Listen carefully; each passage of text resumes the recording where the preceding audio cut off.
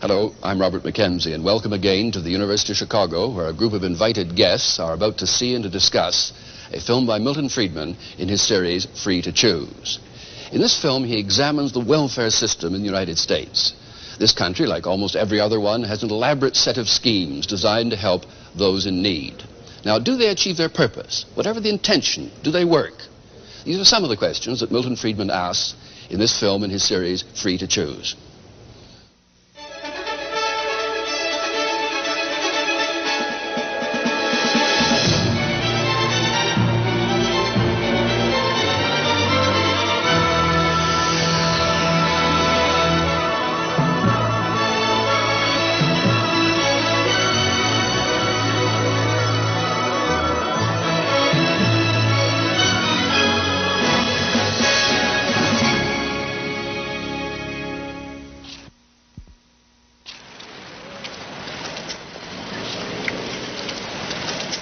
After the Second World War, New York City authorities retained rent controls, supposedly to help their poorer citizens. The intentions were good. This in the Bronx was one result. By the 50s, the same authorities were taxing their citizens, including those who live in the Bronx and other devastated areas beyond the East River, to subsidize public housing. Another idea with good intentions. Yet poor people are paying for this, subsidized apartments for the well-to-do. When government at city or federal level spends our money to help us, strange things happen.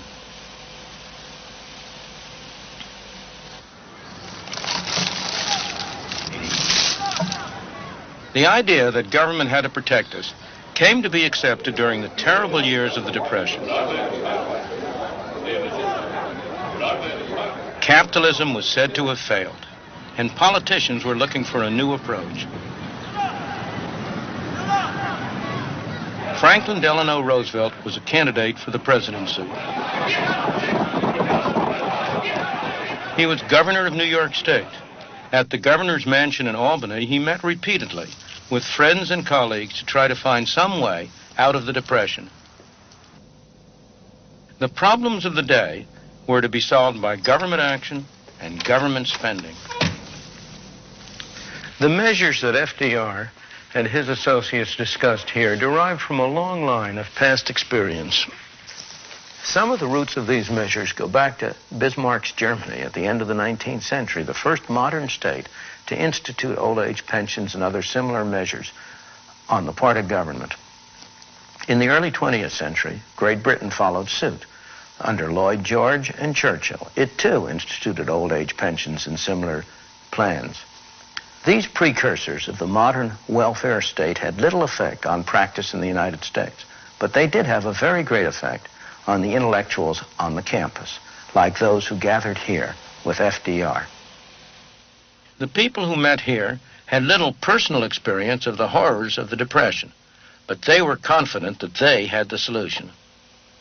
In their long discussions as they sat around this fireplace, trying to design programs to meet the problems raised by the worst depression in the history of the United States, they quite naturally drew upon the ideas that were prevalent at the time. The intellectual climate had become one in which it was taken for granted that government had to play a major role in solving the problems, in providing what came later to be called security from cradle to grave. Roosevelt's first priority after his election was to deal with massive unemployment. A public works program was started. The government financed projects to build highways, bridges, and dams.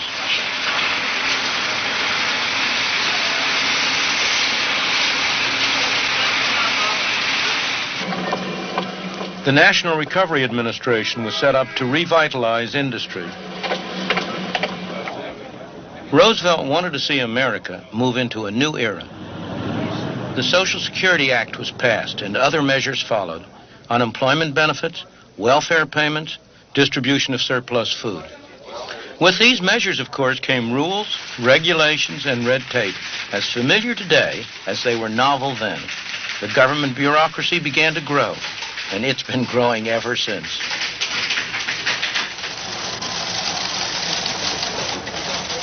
This is just a small part of the Social Security empire today. Their headquarters in Baltimore has 16 rooms this size. All these people are dispensing our money with the best possible intentions. But at what cost? In the 50 years since the Albany meetings, we have given government more and more control over our lives and our income. In New York State alone, these government buildings house 11,000 bureaucrats, administering government programs that cost New York taxpayers $22 billion.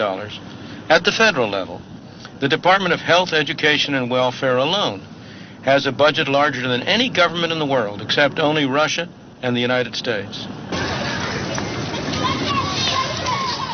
Yet these government measures often do not help the people they are supposed to. It's all right.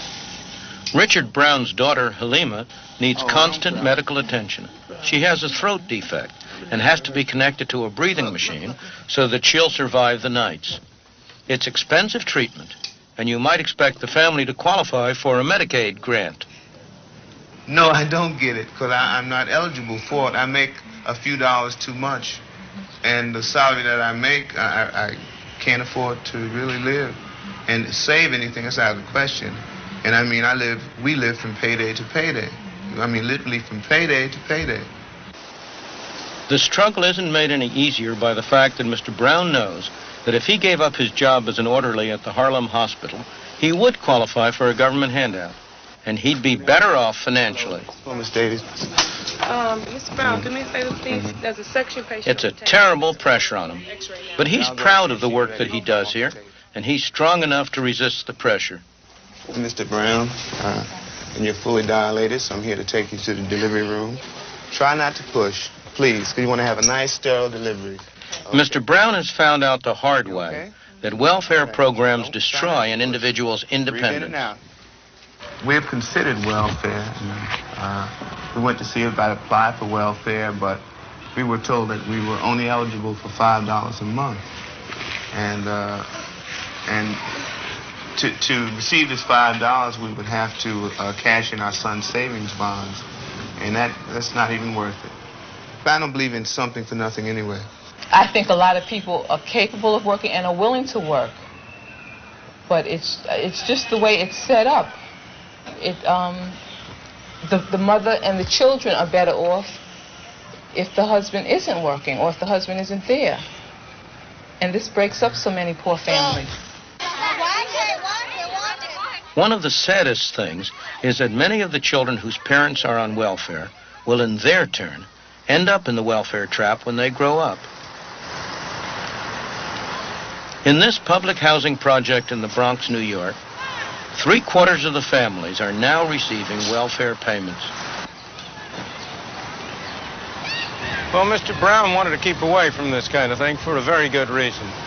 The people who get on welfare lose their human independence and feeling of dignity. They become subject to the dictates and whims of their welfare supervisor, who can tell them whether they can live here or there, whether they may put in a telephone, what they may do with their lives. They're treated like children, not like responsible adults. And they're trapped in the system. Maybe a job comes up that looks better than welfare, but they're afraid to take it, because if they lose it after a few months, it may be 6 months or 9 months before they can get back onto welfare. And as a result, this becomes a self-perpetuating cycle, rather than simply a temporary state of affairs. Things have gone even further elsewhere. This is a Hume Estate, a public housing project in Manchester, England. Well, we're 3,000 miles away from the Bronx here, but you'd never know it just by looking around. It looks as if we're at the same place.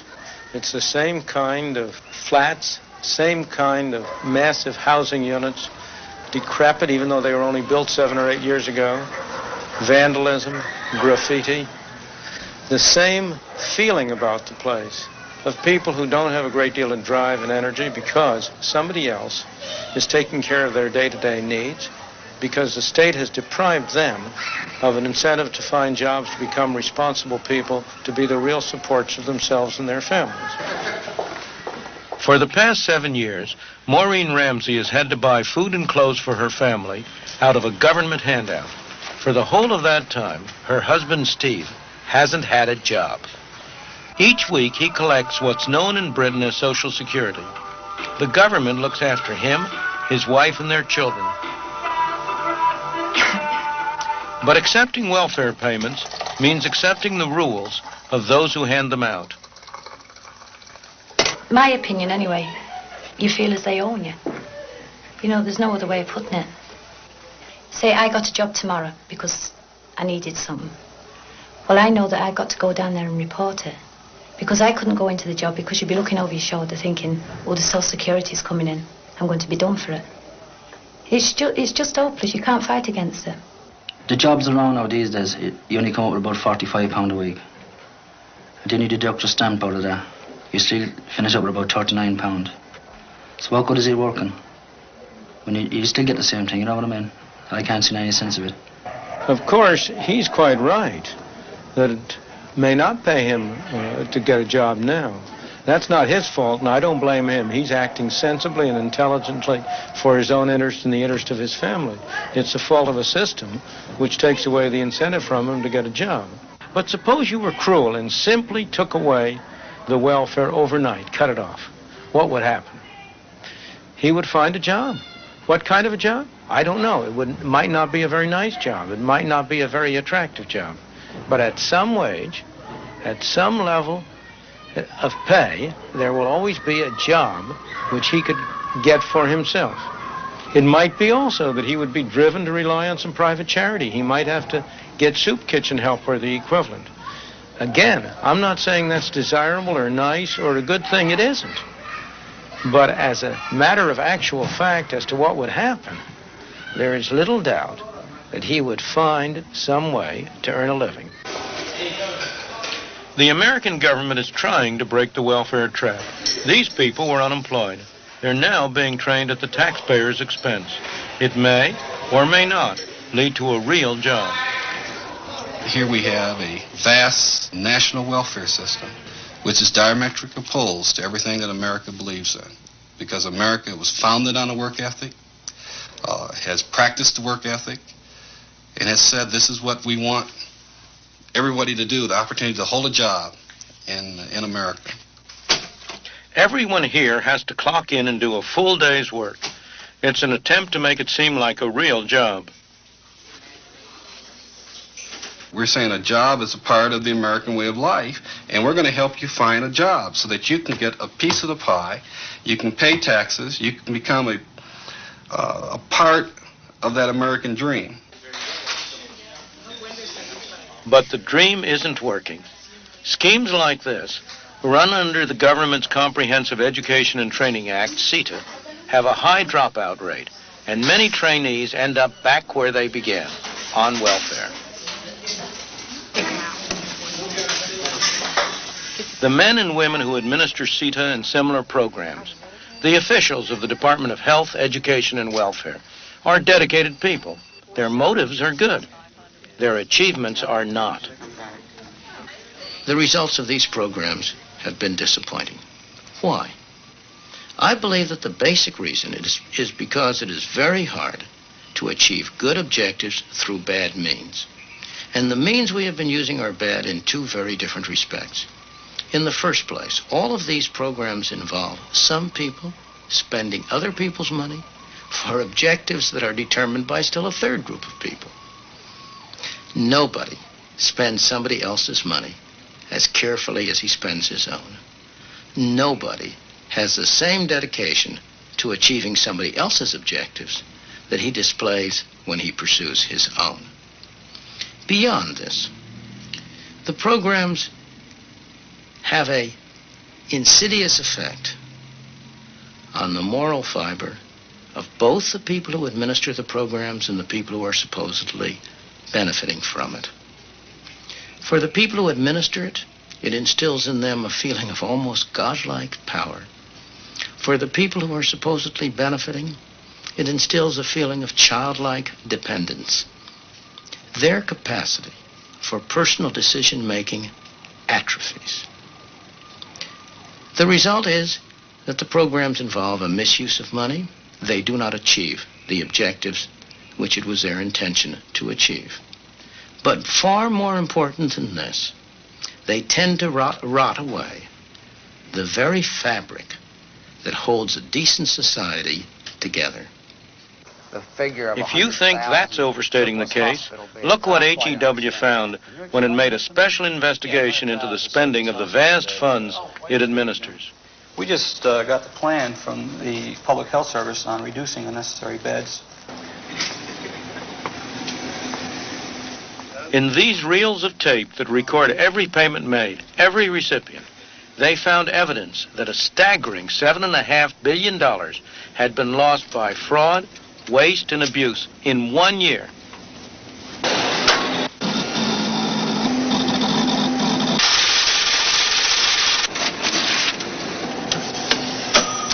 Doctors, building contractors, hospitals, schools, welfare recipients, everyone had been fraudulently dipping into the pot, and the investigation isn't over yet. The inevitable consequence of having a huge pot of taxpayers' money is that all of us want to get our hands in it. You can be sure that we'll all be able to find very good reasons why we should be the ones to spend somebody else's money. Somebody or other put up a good case for spending taxpayers' money to subsidize rents in New York City, including the rents of these apartments. The people who occupy these apartments pay something like $200 a month less than the market rent. And that subsidy comes out of the taxes of people, most of whom are much poorer than the people who live here. It's not unusual for this sort of thing to happen when government tries to do good with our money. Look at what happened in Chicago.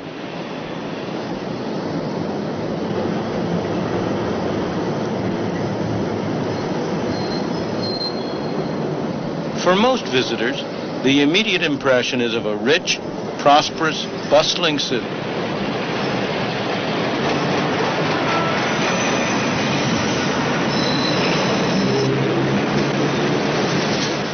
But like every large city in America, it has its problem areas. Overcrowded slums breeding poverty and crime.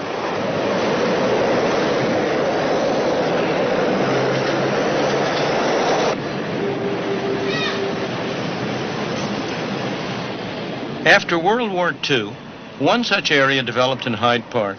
In the 50s, plans were drawn up to pull down large areas of slum building and to rebuild using government funds under an urban renewal program. It was to be a show project, replacing a blighted area with an integrated community. Who controlled the spending of that government money? It was, in fact, my own University of Chicago, which felt its very existence threatened by the spread of urban blight and crime. Government money was used to tear down an area that contained many small shops as well as families of low income. Once the area was cleared, private money rebuilt it with middle-class apartments, townhouses, and shopping complexes. The blight had been cleared here, but only to be shifted elsewhere. In many instances, when government administers large grants, a lot of those funds don't wind up directly serving the people and achieving the objectives that were the intent of the programs, because the grant has to feed that large government bureaucracy. Joe Gardner helped to set up an organization of local black people to protect their own interests. Previously, the blacks had rioted in the streets to try to get their way. Now it was to be done peacefully using government money. When government funds became available, the Woodlawn organization got control. They used them to build the kind of houses they wanted, low-rise apartments like these.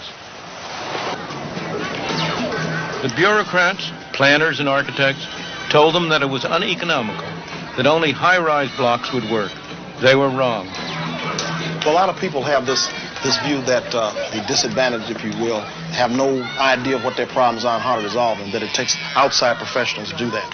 And we say that's baloney, because the outside professional does not feel in his gut what a woman on welfare with 6 kids living off $100 a month in a deteriorated building feels.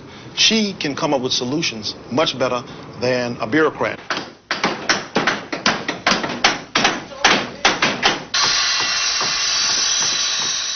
The intentions of this local community group are good. They want to rebuild the community as the community wants. I said, are you pretty pleased with the work we're doing? Yes, I am very pleased with it. But government money always corrupts. Look at the number of people rebuilding this garage. It doesn't make sense, except that these are CETA workers paid for by taxpayers' money. Government funds have allowed the organization to take over a whole area of Chicago. They now have their own supermarket.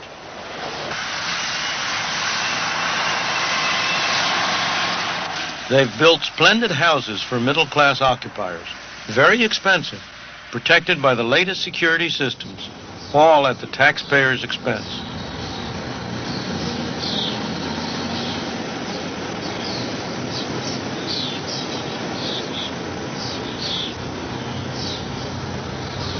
In a sense, TWO is rapidly becoming a mini government. At this particular point, we have approximately 400 employees. We have an operating budget of in excess of $5 million a year. So we are large. Large and expanding. Their next project is to redevelop this site. And that's only the first step in a 20-year plan that will cost $220 million, most of it coming from the taxpayers. In the South Bronx, they're very familiar with government protection, like the rent controls that made it uneconomic for landlords to maintain their buildings. They've moved out and the vandals have moved in. The South Bronx is an area where many of the people are on welfare and where the crime rate is high. But all this could change.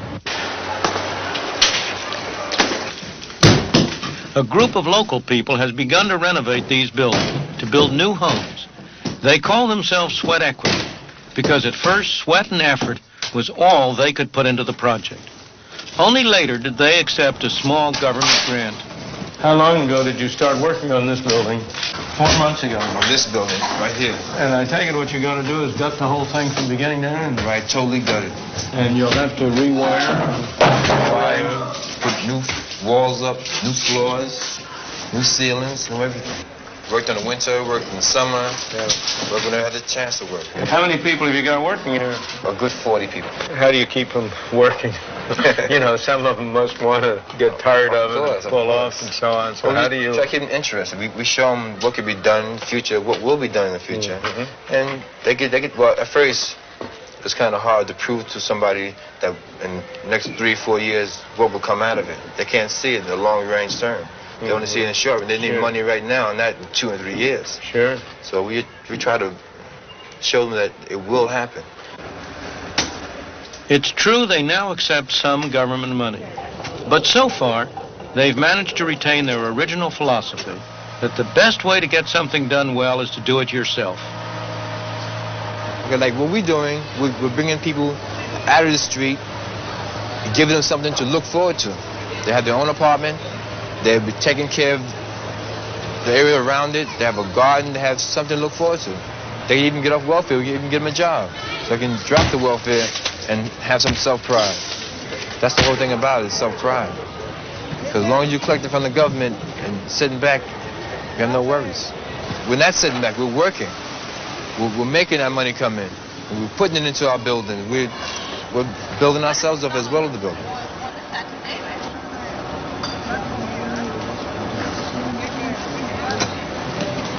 Some of these people are CETA workers, paid for by the taxpayer. But this isn't as useful as it might appear.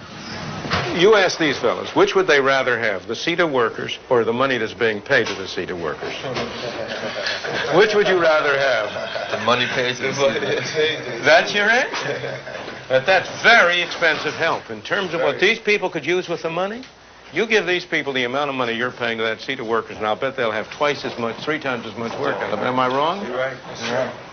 Exactly. So that's a very inefficient way to use that money. The problem is you've got a bureaucracy, and the government bureaucrats, they want to decide what to do. They don't want to let you decide what to do. Exactly.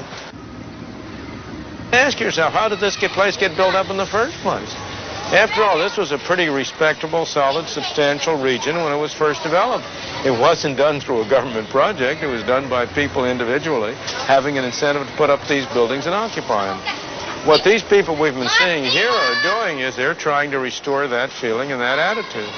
You'll have a far healthier community here if it grows out of the self-help of people like the people we've been talking to than if it's a paternalistic venture undertaken by governmental civil servants and bureaucrats who have to plan on a large scale for other people. We must find a way to give everyone caught in the welfare trap the kind of initiative these people have. The best, or should I say the least bad solution I have ever been able to devise is something called the negative income tax. This is the idea that we should get rid of a large part of the welfare bureaucracy and of the demeaning rules, that we should help people who are poor fundamentally by giving them money. With the positive income tax, you're entitled to a certain amount of personal exemptions and deductions, and above that amount you pay tax. But suppose you have no income. Under a negative income tax, a fraction of your unused exemptions would be paid to you by the government, guaranteeing at least a minimum income. If you earned something, you'd still get a fraction of your unused exemptions, and you'd end up better off. As your earnings rose, the supplement to your income would become smaller and smaller until your earnings equaled your exemptions. At that point, you'd break even, neither paying tax nor receiving a subsidy. It's not an ideal system. It's not the system we might have liked to get into, but it's a system which would have the effect of eliminating the separation of the society into those who receive and those who pay, a separation that tends to destroy the whole social fabric. It would mean that we could each of us take advantage of opportunities that opened up without fearing that if by some chance we lost our jobs, it would be a long time before we could get back on assistance.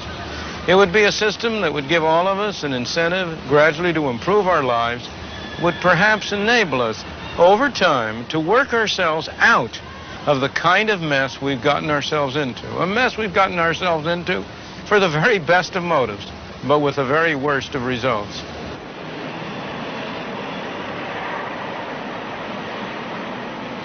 We have become increasingly dependent on government. We have surrendered power to government. Nobody has taken it from us. It's our doing. The results? Monumental government spending. Much of it wasted. Little of it going to the people whom we would like to see helped. Burdensome taxes. High inflation. A welfare system under which neither those who receive help nor those who pay for it are satisfied.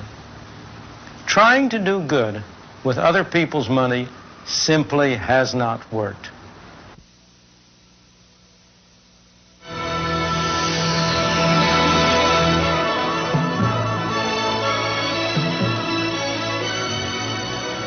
The discussion is already underway here at the University of Chicago, so let's join it. As I looked at the film, I had a growing sense of anger. Anger that position failed to recognize that the system that was being attacked was necessary in our capitalistic free enterprise system that by its own failure produces poverty and therefore requires governmental intervention in the interest of those people caught in the traps of poverty. So as I sat and looked at the film and as I hear Dr. Friedman's statement, I was aroused to the point, as I said, of anger, because only half the story is told. We are really blaming again a victim, this time a system, the welfare system, for the failure of other systems to operate in the interest of people. Let's get other reactions now to that statement. Trying to do good with other people's money simply has not worked. The welfare system is rotting away the very fabric of society. Tom Sowell. My reaction was just the opposite. My anger was at what had been created in the city where I grew up under very different conditions, during the period of capitalistic failure, during the period when there wasn't this humanitarianism, and where it was possible for people to live better and to get out of that poverty. Now I think someone living in the very same place where I lived would find it much harder to escape from that poverty, because of all these things. Buildings were not abandoned like the buildings that we saw in that film when I lived in Harlem. The crime rate, all the things that are blamed upon the failures of the previous method did not exist. I slept out on the fire escapes in Harlem. I would defy anybody to do that in any part of New York City today. Traditionally, in the United States, we have tried to avoid some of the welfare trap that was referred to by denying eligibility to people who are able-bodied and not aged and so on. And we have therefore tried to close the welfare door to a good number of categories within the poor population. The second point that was emphasized, and I think needs to be put in some perspective, is that some, but not all, of what we might call welfare programs broadly have this very strong take-back of benefits as you earn some more money. And that, I guess, is what I would like to single out as the principal problem identified in the film, but it is not common to any and all welfare programs that one might think of. When the family fails, when the private sector fails to create jobs at a fast enough rate, you find that people are unemployed and drift into needing help in order to exist. And the welfare system was created in the 30s to do exactly that. When the private sector essentially failed, we have the development of a welfare system. It is not corrupting society, it is taking what society institutions have left behind.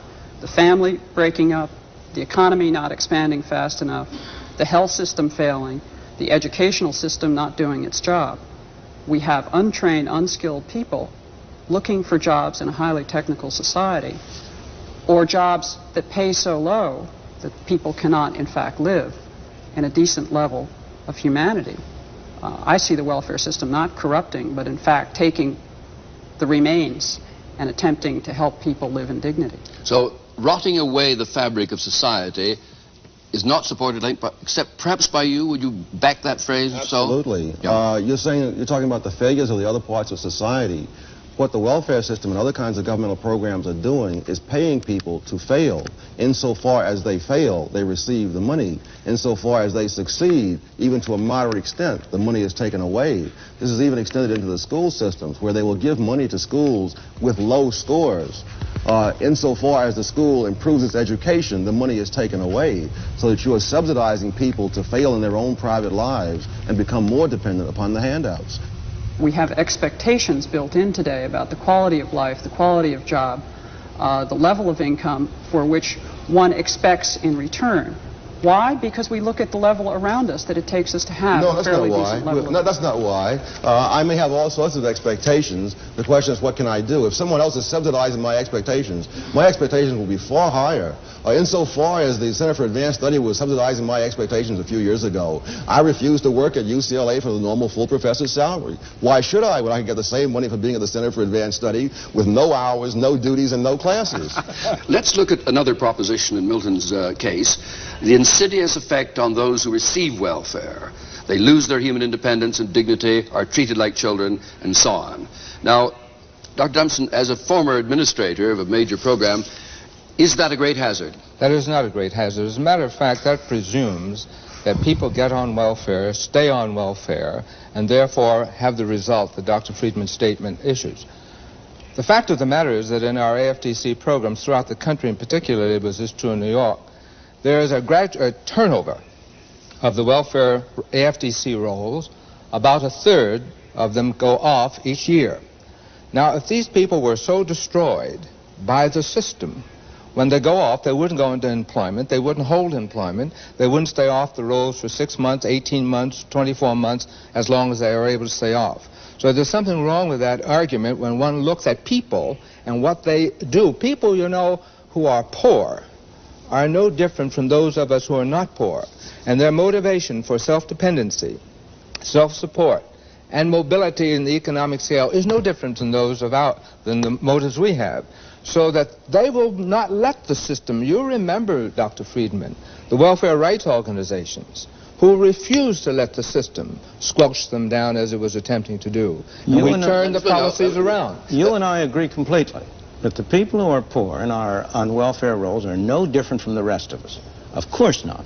They are human beings and they deserve every sympathy and every possibility of making their own way. But the welfare system makes them different. But you give them it makes it in their interest to be different. How do you account for them going off the rolls? But figures are figures, and you've got to be careful with figures. The fact that a third, there's a turnover of a third, does not mean that there aren't half who are on all the time. People come on, go off, come on, go off. We've got to have the other figure. The latest statistic, Dr. Friedman, is that 34% of the people on AFDC are on for 5 years or longer. And when one thinks of the purpose of the AFDC program, which was the rearing and support of children, dependent children, minor children, I would submit to you that 5 years is not a terribly long time for a mother and children to have to be dependent if there's no other source of income. I think the other data, we have a program in Pennsylvania for essentially all of those who are not taken care of by the AFDC program. It's called a General Assistance Program, and there less than 15% are on more than 18 months. So we have a great turnover. We have essentially young males moving into the welfare system after unemployment compensation and then moving out when a job opportunity comes along. This, I think the notion of generations of people on welfare is a very small minority in the whole system. That doesn't mean that the system as presently defined and as the set of programs that we have put together don't often contradict each other. And I'm the first to agree with Dr. Friedman that some of the programs are conflicting. However, I think it is overly broad to say that we turn people into helpless children. I don't remember talking to anyone who's ever been on welfare who didn't think they were being treated like children while they were on it. Of course, one must make a difference, a distinction between a system that was set up to help people and the people who are employed in that system. Look at any public welfare system around the country, and we have practically few trained people to work with people. We employ the ill-trained, people who are not equipped to be helping people. We say they're social workers. They're not social workers. They have neither the skills, the attitudes, and some of them not even the concern. So I think one has to separate out a conceptual framework of a system designed to help people and what the country and community puts into that system to implement those programs. You mean separate the hopes from the reality? I separate the skills that are available in order to implement what the objectives of the program are. And I think we have to separate whether we're talking about program objectives or we're talking about how it operates. I would be the first to say that the system that I administered had ill-prepared people to do the job that we were set up to do. But I would not say that the system that we set up... I talked to some social welfare people who think that, in fact, they were so hamstrung by the system that there was very little they could do to help people to get off welfare. That is, to build up skills, get jobs, do whatever was necessary to get off welfare. They felt it was the system. Bob Lappin, you well, want to comment? The system that we're stereotyping is one of a great deal of paternalistic interference in individual families' lives. And in fact, isn't this true, Mr. Dumpson? The caseload is so high for an individual welfare worker that they can't do a lot of interfering in individual family lives. Moreover, in the last decade, there's been a real attempt to ease this welfare trap in AFDC by changing the take-back rate and by administering work expenses and child care expenses in such a way as to facilitate work by those who may want to do it. So it's not quite as harsh a picture as we sometimes get, that there is this omniscient welfare worker who's right there in the living room with the family making all their decisions for them. I've never heard of a government program which was defective, in which the people who ran it didn't say, if only we had more money to spend on what we're not being able to accomplish with the amount we're spending now. Milton, I'm going to move on now to some of your prescriptions in that film, because I think it's good ground for discussion.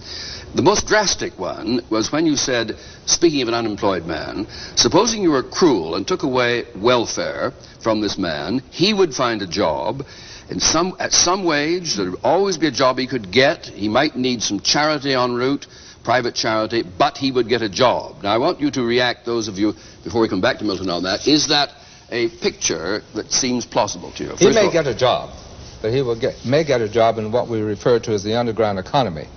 And that's where a number of our youth are now going to get their jobs. Those activities that are illegal, and the only opportunity they have for earning part of a livelihood. I think the other issue is that you have a whole group of people who are the single female head of a household. And yes, cut off welfare tomorrow. What will they do? What will be their immediate response? At what price to their small children and to their middle-aged children? Yes, they'll get a job. In fact, the statistics show that women, in fact, are the most successful through the employment program. But what has to supplement that typically is the provision of some kind of daycare arrangement. Either the individual woman has to earn enough money to be able to pay privately for her daycare, or in fact she is, quote, subsidized through this insidious corrupting set of programs run by the federal government, which in fact makes her employable and a taxpayer. It's an interesting notion of trying to get people in a productive mode. Tom Sowell. It's incredible the way you start the story in the middle, as if there's a predestined amount of poverty, a predestined amount of unemployment, and that the welfare system is not itself in any way responsible for that. There is a predestined 20% of the bottom half of the population. I have never, that's always been true. There's going to be 20% at the bottom. With you. It's also true that 20% of the bottom population doesn't have to be living on the government and ruled by the government. You mentioned, for example, the female-headed household. Many of those, in addition to the grown woman who has all the kids, are teenage pregnancies. There's not a predestined amount of teenage pregnancy. I grew up in an era when people, and particularly blacks, were a lot poorer than today, faced a lot more discrimination than today, and in which the teenage pregnancy rate was a lot lower than today. I don't believe there is a predestined amount of teenage pregnancy, a predestined amount of husband desertion. Gutman has done a study of the black family showing that this whole notion that the black family has always been disintegrating, that is nonsense, that his studies go up to 1925, the great bulk of black families were intact, two-parent families up through 1925, and going all the way back through the era of slavery. So it is now only within our own time that we suddenly see this inevitable tragedy which the welfare system says it's going to rush in to solve, but which it is itself a part. We're talking about a very small group. We're talking about 12% of the families are not intact, are not two-parent families at any one period of time. I mean among welfare recipients? No, among the public at large. We're talking about 12% of the families. 12%. That's right. That's a small number. But not of those on welfare. We're still talking about a significant component of the bottom 20% that are the bottom 20%. Whether they are above the poverty line or below the poverty line, they are still the bottom 20%. And the issue is, what is the responsibility of the other 80%, if any, toward those individuals? Does your program plan to eliminate there being a bottom 20%? No, but it intends to raise the bottom 20%. You're raising them by having more illegitimacy, more unemployment. I'm not making them have illegitimate children. I hope that's clear. I think. You don't have to do that. You simply subsidize it. We as human beings don't have a responsibility, but I hope we have a compassion and an interest in the bottom 20%. And I only want to say to you that the capitalist system, the private enterprise system in the 19th century did a far better job of expressing that sense of compassion than the governmental welfare programs are today. The 19th century, the period which people denigrate as a high tide of capitalism, was a period of the greatest outpouring of eleemosynary and charitable activity that the world has ever known. And one of the things I hold against the welfare system most seriously is that it has destroyed private charitable arrangements which are far more effective, far more compassionate, far more person-to-person in helping people who are really, for no fault of their own, in disadvantaged situations. I have to disagree with you, though, because I think that the whole notion of private property was excluded. Whole segments of society were excluded from the notion of private property in the 19th century, namely women, idiots, and imbeciles.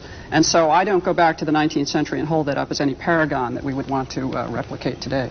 Anyway, I want Milton now to come to your major prescription, which I know you don't say is on the agenda for tomorrow, but it lies ahead. That is the negative income tax. And I'm not sure people fully understand how it would work. We can't, I think, go into the details of it, but I'd like to get a reaction around the panel, first of all. Is this a viable approach to the enduring problems of poverty? Negative income tax. I think it's a viable approach to some part of the problems of poverty.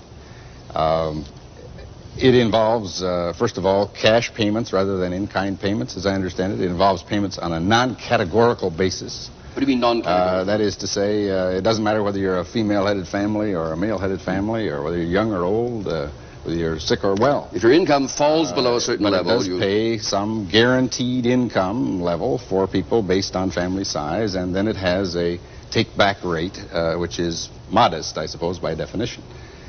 Now, the question is how many things you want to use that program to replace.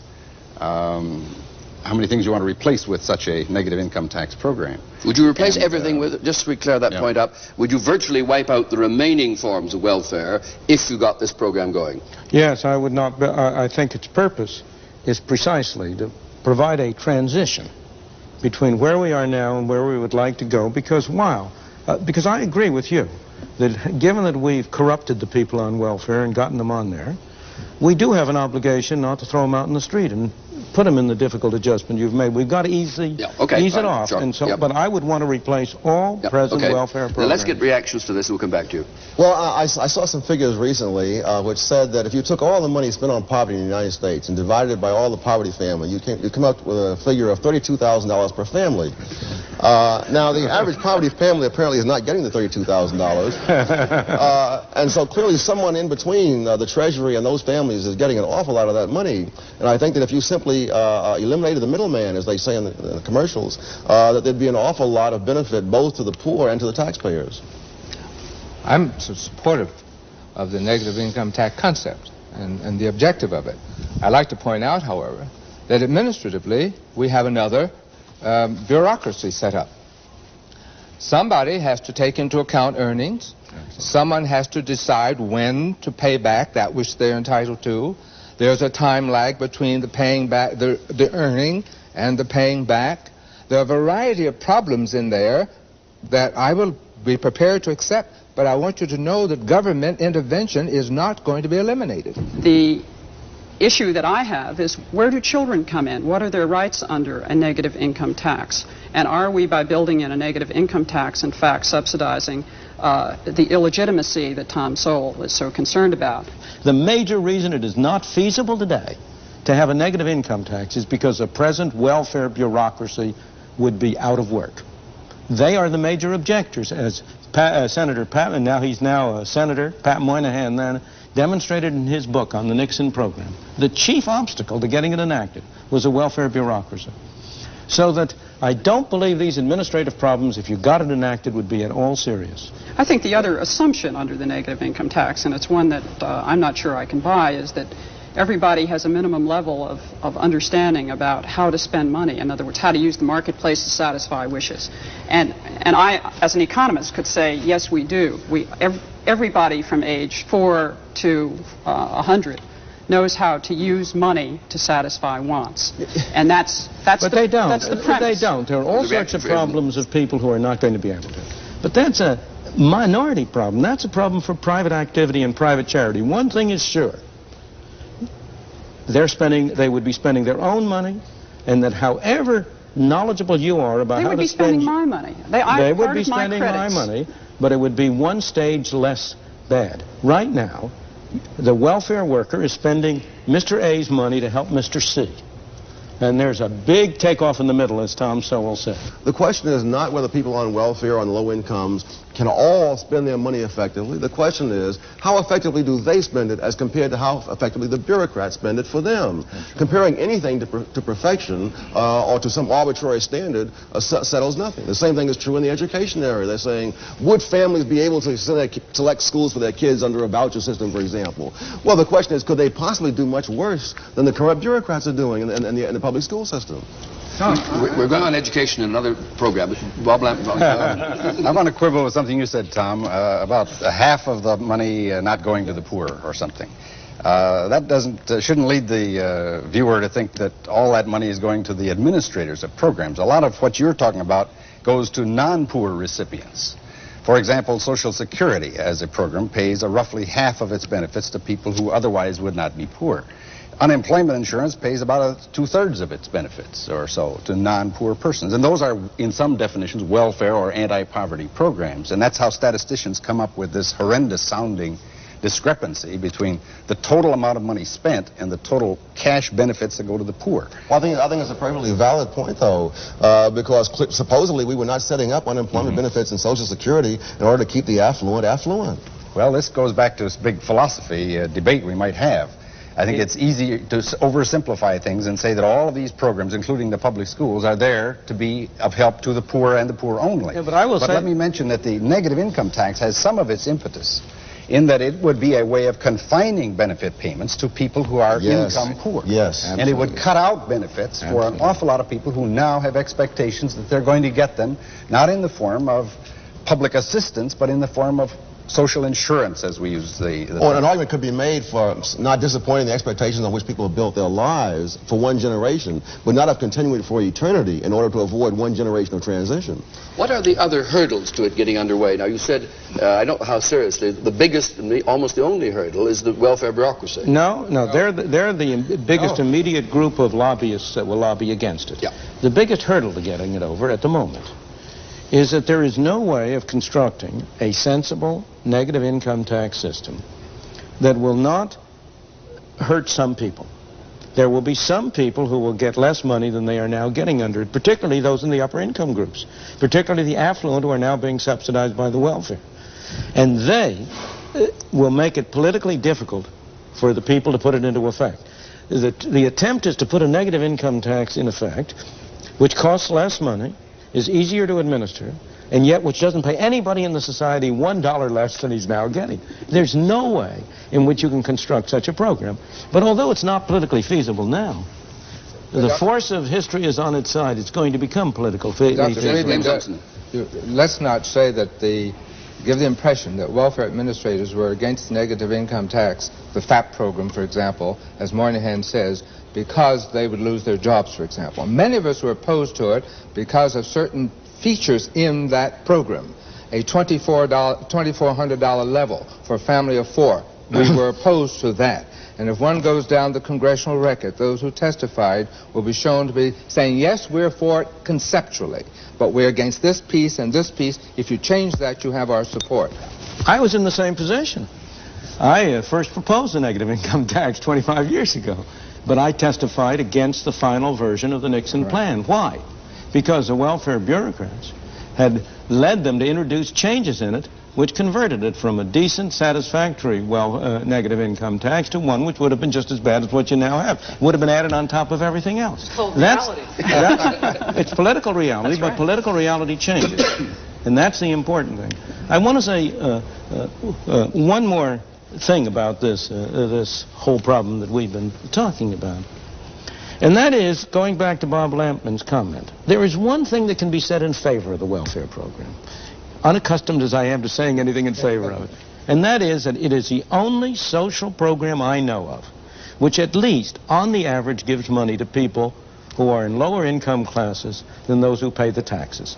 Every other welfare program, not only does a lot of money go to the people who are well off, but on the average, the poor are taxed and the well-to-do are subsidized. We in the upper income classes have been very clever at conning the poor suckers at the bottom to pay us nice salaries as bureaucrats and to provide us with nice benefits at their expense. And at least the welfare program doesn't do that.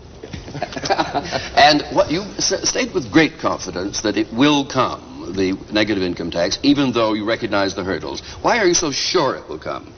Because the present system has within it the seeds of its own destruction. There is no way in which a system constructed like the present, in my opinion, can avoid creating more and more social problems, and something is going to have to be done. Nobody has proposed any alternative. So far as I know, there is no effective alternative to the negative income tax. And so it gets knocked down, and it keeps rising, it gets knocked down, and it keeps rising. Finally raise the question, though, whether in any modern industrial democracy like this one, it's conceivable the system can be run without a fairly elaborate welfare underpinning of some kind. What do you feel, Ms. Bonin? I don't think it can be, because I think essentially the set of welfare programs reflect the values of this society. That if it didn't, there would have been revolt long before now. Yes, there are rumblings about its cost, and I think that's primarily a function of rapid rates of inflation eroding real income earning power of the middle class taxpayer. But I think on one level we wanted to give up the responsibility of caring, the responsibility of day-to-day actual caring. And in a technical, modern, industrial society like we have, the tax system and the government system is probably isn't viable alternative. I don't think we're going to get out of it. I don't think you're going to see private charities who can take my money that I am free to give or not give and essentially make a difference in people's lives of any substance on any level. I don't think that has anything to do with society being modern, technological, or industrial. It has to do with an ideology, and particularly an ideology that is very strong among academic intellectuals and in the media. And I think that as time goes on and more intelligent ideas replace the kinds of vague visions that dominate today, that the political climate will change, and that's the only thing that stands in the way of reform right now. Jim Dudson? I don't think you're going to get rid of the system, but I'm interested in a welfare system. I'm interested in Tom's last statement about academicians and theorists and so forth. We forget that we're talking about people, and we may sit in the ivory tower and talk about whether this system will work and ideologically why it won't work. At the same time, there are masses of people outside who are locked out of the system that you and I are part of. And somehow we've got to make sure that those people are taken care of. And the short of not doing it, of course, means that your safety and my safety and the vitality of this government and of our country is at stake.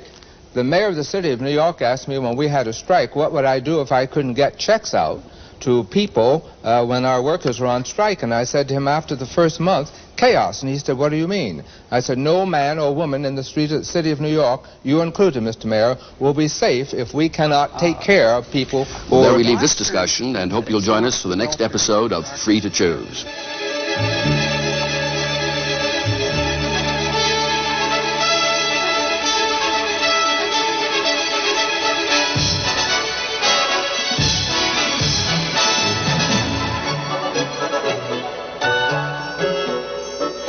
Next week, is equality every American's birthright?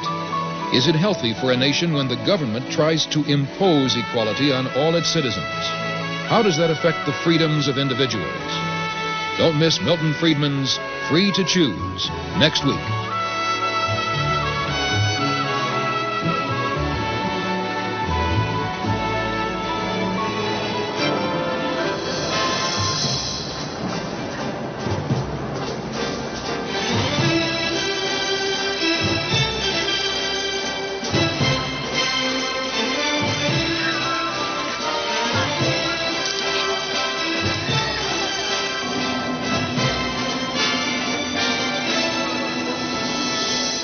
Okay, so everything's gonna be fine. Just keep breathing in and out. Try not to push.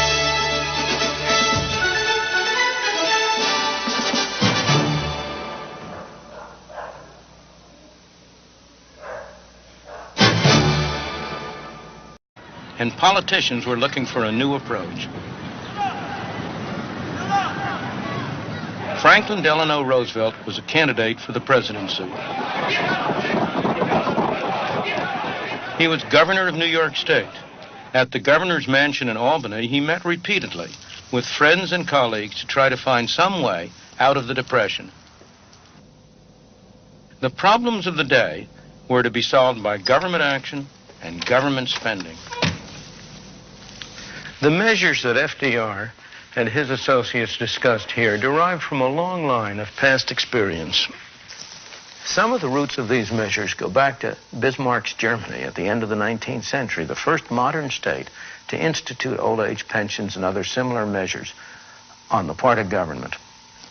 In the early 20th century, Great Britain followed suit. Under Lloyd George and Churchill, it too instituted old age pensions and similar plans. These precursors of the modern welfare state had little effect on practice in the United States, but they did have a very great effect on the intellectuals on the campus, like those who gathered here with FDR. The people who met here had little personal experience of the horrors of the Depression, but they were confident that they had the solution. In their long discussions as they sat around this fireplace, trying to design programs to meet the problems raised by the worst depression in the history of the United States, they quite naturally drew upon the ideas that were prevalent at the time. The intellectual climate had become one in which it was taken for granted that government had to play a major role in solving the problems. in providing what came later to be called security from cradle to grave. Roosevelt's first priority after his election was to deal with massive unemployment. A public works program was started. The government-financed project. No, I don't get it because I'm not eligible for it. I make a few dollars too much. And the salary that I make, I can't afford to really live and save anything. That's out of the question. And I mean, we live from payday to payday. I mean, literally from payday to payday. The struggle isn't made any easier by the fact that Mr. Brown knows that if he gave up his job as an orderly at the Harlem hospital, he would qualify for a government handout, and he'd be better off financially. Well, Miss Davis. Mr. Brown, can we say this, please? There's a section patient. It's a terrible pressure on him, but he's proud of the work that he does here, and he's strong enough to resist the pressure. Mr. Brown, and you're fully dilated, so I'm here to take you to the delivery room. Try not to push, please, because you want to have a nice, sterile delivery. Okay. Mr. Brown has found out the hard way that welfare programs destroy an individual's independence. We have considered welfare. We went to see if I'd apply for welfare, but we were told that we were only eligible for $5 a month. And to receive this $5, we would have to cash in our son's savings bonds, and that's not even worth it. But I don't believe in something for nothing anyway. I think a lot of people are capable of working and are willing to work, but it's just the way it's set up. The mother and the children are better off if the husband isn't working or if the husband isn't there, and this breaks up so many poor families. One of the saddest things is that many of the children whose parents are on welfare will in their turn end up in the welfare trap when they grow up.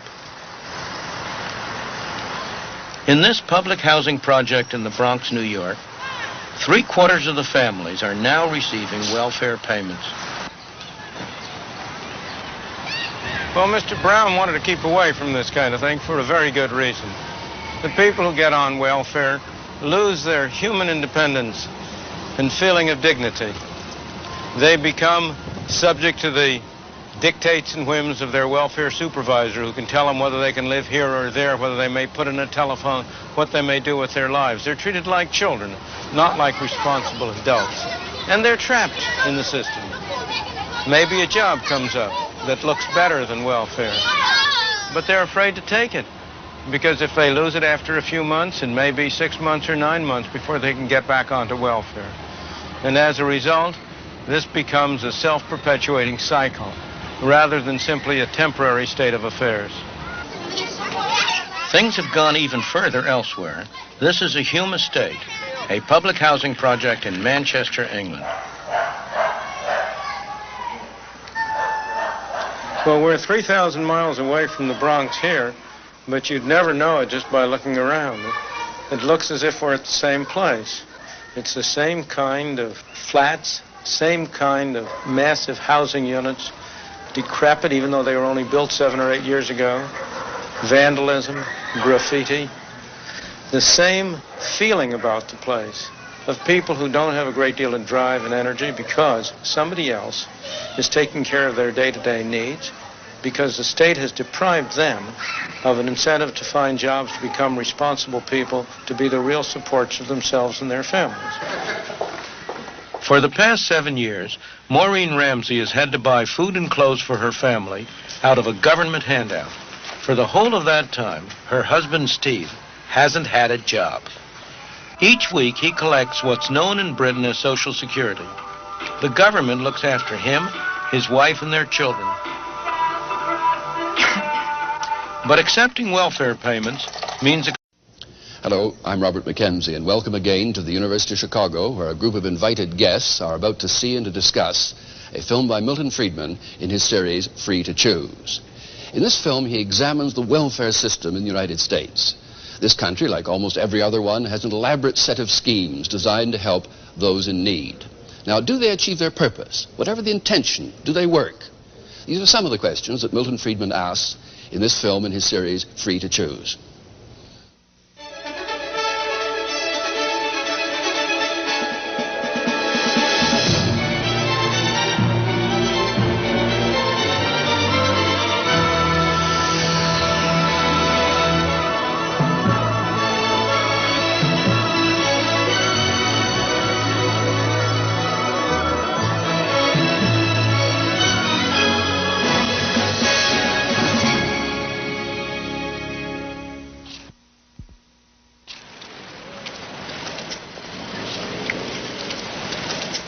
After the Second World War, New York City authorities retained rent controls, supposedly to help their poorer citizens. The intentions were good. This in the Bronx was one result. By the 50s, the same authorities were taxing their citizens, including those who live in the Bronx and other devastated areas beyond the East River, to subsidize public housing. Another idea with good intentions. Yet poor people are paying for this, subsidized apartments for the well-to-do. When government at city or federal level spends our money to help us, strange things happen.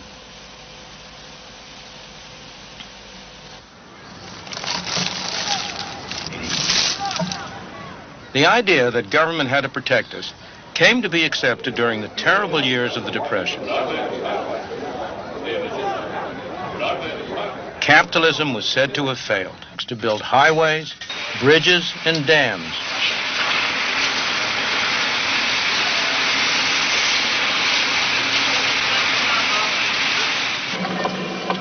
The National Recovery Administration was set up to revitalize industry. Roosevelt wanted to see America move into a new era. The Social Security Act was passed and other measures followed. Unemployment benefits, welfare payments, distribution of surplus food. With these measures, of course, came rules, regulations, and red tape, as familiar today as they were novel then. The government bureaucracy began to grow, and it's been growing ever since.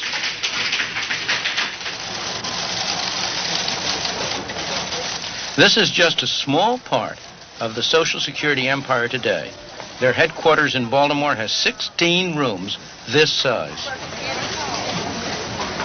All these people are dispensing our money with the best possible intentions. But at what cost? In the 50 years since the Albany meetings, we have given government more and more control over our lives and our income. In New York State alone, these government buildings house 11,000 bureaucrats, administering government programs that cost New York taxpayers $22 billion. At the federal level, the Department of Health, Education, and Welfare alone has a budget larger than any government in the world, except only Russia and the United States. Yet these government measures often do not help the people they are supposed to. All right. Richard Brown's daughter, Halima, needs constant medical attention. She has a throat defect and has to be connected to a breathing machine so that she'll survive the nights. It's expensive treatment, and you might expect the family to qualify for a Medicaid grant.